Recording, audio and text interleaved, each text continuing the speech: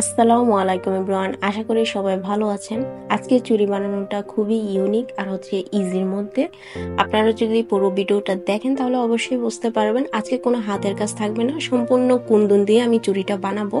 তো তার আগে বলিনি, আমার চ্যানেল আপনারা যারা এখনো নতুন তারা চ্যানেলটাকে সাবস্ক্রাইব করে বেল আইকনে ক্লিক করে রাখুন। থাম্বনেল দেখে অনেকেই গেস করতে পারছেন যে আজকের টপিকটা কিসের উপর। তো আজকের এই ভিডিওতে আমি পুরোটা বিষয় ক্লিয়ার করার চেষ্টা করব, কিছুটা হলেও আপনারা ধারণা পাবেন হয়তো বা এই ভিডিওটা দেখে। অনেক আপুরাই আছে যারা কিনা তাদের চুড়ি বানানো ছবি আমার পেজে দিয়ে তারপর আমাকে জিজ্ঞাসা করেন যে আপু এগুলোর দাম কি রকম রাখা যায়। তো আমি যেটা বলবো, আমাকে জিজ্ঞাসা না করে আপনারা আপনাদের নিজেকে জিজ্ঞাসা করুন যে আপনার সময়টা কিরকম লাগছে, আপনার পরিশ্রম কিরকম লাগছে, আপনার খরচটা কিরকম পড়ছে। সেই জিনিসের উপর ডিপেন্ড করে আপনি দামটা নির্ধারণ করবেন। আমাদেরকে জিজ্ঞাসা করলে তো চলবে না। আপনার পরিশ্রম আপনি নিজে জানবেন, তাই না? আপনার খরচ আপনি নিজে জানবেন, আপনার সময় আপনি নিজে জানবেন। তাই আপনার চুড়ি বানানোর উপর দামটা আপনি নিজেই ধরবেন, অন্যজনকে জিজ্ঞাসা করে কোনো লাভ হবে না। আমি এই জিনিসটা আমি পেজে যে আপুরাই আমাকে নক দেয় আমি এই একই কথা বলে দিই ওনাকে। আবার যেটা হচ্ছে আপনারা মানে আমাদেরকে জিজ্ঞাসা করতে পারেন কোনটা, সেটা হচ্ছে যে আমাদের বানানো যে চুড়িগুলো আছে যেটা আমরা বানাই সেগুলোর দাম আপনারা মানে আইডিয়া নিতে পারেন যে আপু এটার দাম কত বা ওইটার দাম কত। আপনারা এই জিনিসটা আইডিয়া করে তারপর হচ্ছে আপনাদের চুড়ির দামটা কিন্তু নির্ধারণ করতে পারেন। কিন্তু আপনি বানাইছেন, আপনি বানানোর পর আপনি সেটার ছবি আমাদেরকে দিবেন, আমরা সেটার দাম বলে দিব, এটা কিন্তু হয় না। আপনি আমাদেরটা আইডিয়া করে আপনাদের চুরির দামটা নির্ধারণ করতে পারেন। তবে হ্যাঁ, যারা নতুন ব্যবসার ক্ষেত্রে তাদের ক্ষেত্রে একটু কষ্টই হয়ে যায় এই দামটা নির্ধারণ করা। আমি বলবো আপনারা প্রথমে কষ্ট হলেও আপনারা চেষ্টা করবেন নিজেদেরটা নিজেদেরকেই দাম নির্ধারণ করার। এই জিনিসটা মানে নিজেদের মাঝে চেষ্টা করবেন। আরেকটা কথা যেটা বলবো সেটা হচ্ছে প্রথমে কিন্তু দাম মানে কমায় ধরবেন না, এই জিনিসটা মাথায় রাখবেন। আপনি আপনার জিনিস খুব কষ্ট করে বানান, খুব পরিশ্রম দিয়ে বানান, সেই জিনিসের আপনি দাম রাখবেন। ওই যে কে বললো আপনি দাম বেশি রাখেন, কি করলো, এই জিনিসটা মাথায় রাখবেন না। দাম রাখবেন মানে রাখার মতো রাখবেন, আবার একদম অতিরিক্ত দাম রাখবেন না। মানে কাস্টমার যাতে আপনাতে মানে জিনিসটা কিনে স্যাটিসফাই হয় সেই অনুযায়ী আপনি দামটা রাখবেন। এর বেশি রাখারও দরকার নেই বা একদম নিম্ন লেভেলে যাওয়ারও দরকার নেই। আপনি মিডিয়ামে থাকবেন, দামটা এরকম ভাবে রাখবেন। অনেকে দাম শুনলে কিন্তু দৌড় দেয়। এই যে আমার ক্ষেত্রে হয় কি, আমাকে পেজে নক দেয় অনেকে অনেকে এই যে ভিডিওর কমেন্টে এসেও দাম জিজ্ঞাসা করে। তো বিশেষ করে পেজে যারা নক দেয়, আমি বলবো এর আগেও অনেক বলছি তাও এখন বলতেছি, পেজে যারা নক দেয় তারা দাম জিজ্ঞাসা করে যে আপু এটার দাম কত। তখন আমি দাম বলি, তারা দাম শুনে দৌড় দেয়। এই একটা কথাই বলবো, তারা দাম দাম শুনে আর মানে দ্বিতীয়বার কোনো কথা বলবেন আর কি যে আর একটু কমান বা হচ্ছে এত দাম কেন একটু কমান, এই জিনিসটা ওনারা বলে না। তারা দাম শুনেই মানে চলে যায়। তারপর যেটা হচ্ছে যারা হাতের কাজের মর্ম বোঝে তারা কিন্তু ঠিকই নেয়, তারা দাম শোনার পরেও কিন্তু তারা ঠিকই নেয়।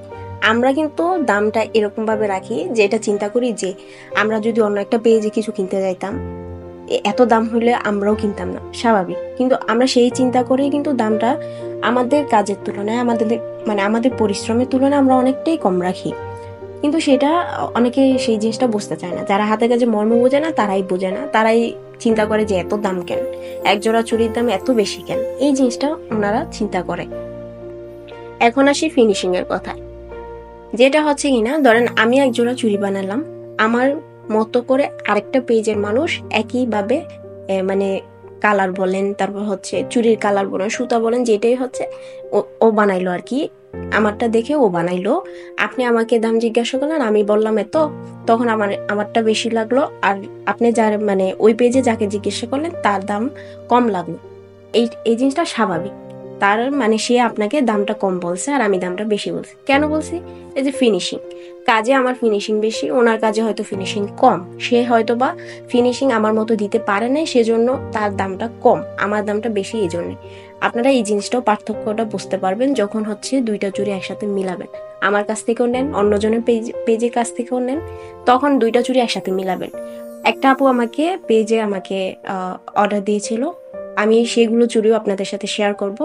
তো আপু আমাকে একটা কথাই বলছে যে আপু আমি এতগুলো চুড়ি নিতেছি, আমার কাজে যাতে ফিনিশিং থাকে, মানে উনি চাইছে শুধু কাজে ফিনিশিং, দামের কথা কিন্তু চিন্তা করে না। আমি যেই দাম বলছি উনি কিন্তু সেই দামে নেওয়ারই প্রস্তুত ছিল। শুধু আমাকে একটা কথা বলছে যে আপু যাতে কাজে ফিনিশিং থাকে। সে একটা পেজ থেকে নিল, মানে অন্য একটা পেজ থেকে মানে 3টা চুড়ি মিলে একটা সেট উনি নিয়েছিল আর কি। সেই চুড়িটা আমাকে পিক দেয় যে আপু এরকম সুতা আমি একদিনে পরাতে সুতাতে এইরকম মানে উল সুতা হয়তো বা ব্যবহার করেছিল, যার ফলে সুতাটা একটু উঠে উঠে গেছে। যেটাই হোক, তো উনি মানে কাজ মানে ফিনিশিং অত ভালো না আর কি। তো যেটাই হোক, উনি ওই মানে পেজের যে মেয়ে মানে যার কাছ থেকে নিয়েছিল সেটা আমাকে দেখাইলো যে আপু এরকম আমি একদিন পরাতেই এমন হয়ে গেছে। আপনার সুতাগুলো যাতে ভালো থাকে, আপনার কাজ যাতে ফিনিশিং থাকে, আমি অন্য কিছু চাই না, জাস্ট কাজ যাতে ফিনিশিং থাকে। আমাকে শুধু আপু এই কথাটাই বলছিল। আমি বললাম যে আপু আমাদের কাজের কথা মানে আপনি ব্যবহার করলে বুঝতে পারবেন, সেটা হচ্ছে আপনি যদি নিয়ে পড়েন তখনই বুঝতে পারবেন। আমরা ভালো সুতা দেওয়ারই চেষ্টা করি, আপনি পড়লেই বুঝতে পারবেন। এই বিষয়টা হচ্ছে এই যে এই কাজের যে ফিনিশিংটা, এই জিনিসটা মাথায় রাখতে হয়। অনেকে মনে করে সেই পেজে তো দাম কম, আমার পেজে কেন এত দাম বেশি। এই যে এই জিনিসটাও কিন্তু মাথায় রাখবেন। সুতার কোয়ালিটি কেমন, কাজের ফিনিশিং কেমন, কাপড় কেমন, এইগুলো মাথায় রাখতে হবে। ঠিক আছে? আজকের চুড়ির মধ্যে কিন্তু নতুন কিছু অ্যাড করেছি, যেটা কিনা আগের কখনো ভিডিওতে আমি দেখাই নাই। তো সবগুলো দাম আমি এখানে বলে দিব। সেটা হচ্ছে এই যে এগুলো দেখতে পাচ্ছেন, এগুলো হচ্ছে চেন টাইপের, চুড়িতেই লাগায়। এগুলো হচ্ছে 20 টাকা গজ। আর এর আগে যেটা দেখতে পেয়েছিলেন গোল্ডেন কালার একটা সুতার মতো আর কি, যেটা চুড়িতে জলপাই কালার চুড়িতে আমি পেঁচাইলাম, সেটা হচ্ছে 5 টাকা গজ। তো আমি এখানে 2 গজ নিয়ে আসছি, এটা 20 টাকা গজের। আর 5 টাকা গজের যেটা ছিল সেটা হচ্ছে আমি 3 গজ নিয়ে আসছিলাম। তো এগুলো এখন আমি এই যে চেনের মতো যেটা আছে, এটা আমি প্রথমে চুড়ির মাপটা নিয়ে নিলাম, চুড়ির মাপ নিয়ে কেটে নিলাম। আপনারা কেচি দিয়ে ইজিভাবে এগুলো কেটে ফেলতে পারবেন, কোনো সমস্যা নেই। এখন আসি যেটা হচ্ছে কিনা, আমি কিন্তু সবসময় এতদিন যেটা ব্যবহার করতাম সেটা হচ্ছে B6000 আঠাটা ব্যবহার করতাম, কিন্তু আজকের আঠাটা হচ্ছে ফেভিক্রিল আঠা। এই জিনিসটা ব্যবহার করার একটা মূল উদ্দেশ্য হচ্ছে, আপনি যখন B6000 আঠাটা ব্যবহার করবেন দেখবেন আঠাটা বসানোর সময় কুন্দন যখন বসাতে যাবেন দেখবেন একটা সুতোর মতো আঠাটা উঠে আসে বা হাতের সাথে লেগেও যায়। এরকম হয় কুন্দন বসানোর সময়। B6000 আঠাটা যদি ব্যবহার করেন সেই সময় মানে কুন্দনটা বসানোর সময় হাতের সাথে উঠে আসে যায়। যদি আর আপনি যদি ফেভিক্রিলটা ব্যবহার করেন, ফেভিক্রিল এটা মানে যখন শুকায় যায়, আঠাটা শুকায় যাওয়ার পর বোঝা যায় না আপনি যে মানে আঠা দিয়ে কুন্দনগুলো লাগাইছেন, সেই জিনিসটা বোঝা যায় না। সেই জন্য আপনারা চেষ্টা করবেন কি কুন্দনের ক্ষেত্রে আপনারা ফেভিক্রিলটাই ব্যবহার করার চেষ্টা করবেন। এটা হচ্ছে বাংলাদেশি, এটার দাম পড়বে হচ্ছে 30 টাকা। আরেকটা আছে হচ্ছে ইন্ডিয়ান, দুইটা পার্থক্য আছে। ইন্ডিয়ানটা আপনাদের কাছ থেকে নেবে 50 টাকা, যেটা কিনা আমার আপু কিনতে গিয়েছিল, সেটা দাম পড়েছিল 50 টাকা। তো কুন্দনের ক্ষেত্রে আপনারা এগুলাই ব্যবহার করবেন আশা করি। আর এখানে আমি যে কুন্দনগুলো ব্যবহার করেছি চুড়ির ক্ষেত্রে, আমি এখানে 4 কোনা কুন্দন আর হচ্ছে পাতা শেপের যে কুন্দনটা আছে এই দুইটা, আর হচ্ছে গোল টাইপের, এই 3টা কুন্দন আমি এই চুড়িতে ব্যবহার করেছি। আজকের চুড়িটা সিম্পলের মধ্যে হলেও কিন্তু দেখতে কিন্তু অনেক গর্জিয়াস লাগছে। যখন 3টা চুড়ি একসাথে করবো তখন বুঝতে পারবেন চুড়িটা যে কতটা গর্জিয়াস। কালার কম্বিনেশনগুলো অস্থির।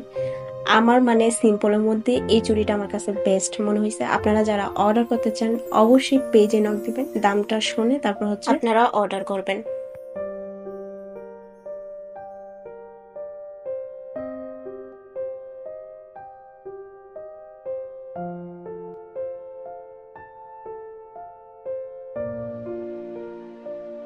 দুই সাইডে কুন্দন দিয়ে আমি এইভাবে কাজটা করব, আর বাকি 2 সাইডে আমি 2টা ছোট ছোট যে গোল কুন্দনগুলো আছে সেগুলো দিয়ে কাজটা শেষ করব।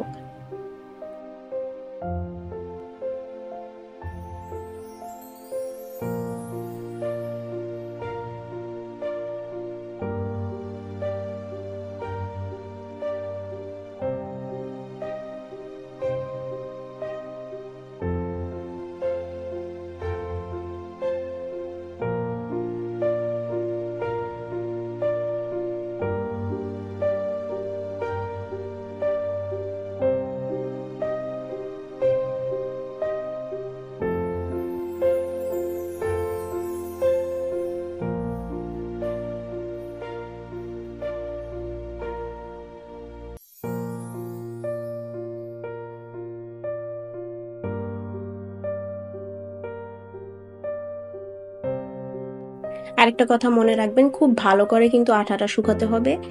যখনই কাজটা শেষ হবে চুড়িটাকে এক সাইডে রেখে দিবেন, ভালো করে শুকানোর পর তারপর হচ্ছে আপনারা প্যাকেজিং এর কাজটা করবেন। এই যে দেখতেই পাচ্ছেন আমি কিন্তু খুব সুন্দর করে কাজটা শেষ করে ফেললাম। 3টা চুড়ি একসাথে করার পর কতটা সুন্দর লাগছে, কালার কম্বিনেশন গুলো অনেক সুন্দর। মাঝখানে একটা হচ্ছে ক্রিম কালার, আর দুই সাইডে যে কালারগুলো ব্যবহার করেছি সেগুলো হচ্ছে কাঁচা যে জলপাই কালারটা সেইটা। এখানে হয়তো একটু সবুজ কালার লাগতেছে, কিন্তু এটা হচ্ছে কাঁচা জলপাই কালারটা। আপনারা কালার কম্বিনেশন গুলো ব্যবহার করে চুড়ি বানাতে পারেন, ডিজাইন আপনাদের মতো দিতে পারেন, কোনো সমস্যা নেই, বা আমারটাও দিতে পারেন। আশা করি আজকে চুড়ি বানানোটা খুবই ভালো লাগছে আপনাদের কাছে। যদি আজকের ভিডিওটা ভালো লেগে থাকে তাহলে অবশ্যই ভিডিওতে একটা লাইক, কমেন্ট এন্ড শেয়ার করে দিবেন এবং আমার চ্যানেলের পাশেই থাকবেন। ধন্যবাদ।